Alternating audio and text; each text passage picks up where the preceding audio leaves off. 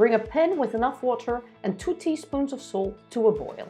Add the pasta to the water and cook for 5 minutes.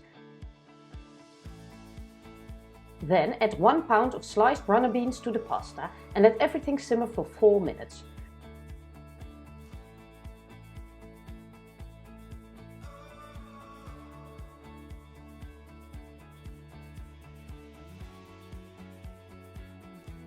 Drain the pasta bean mixture and put everything back in the pan.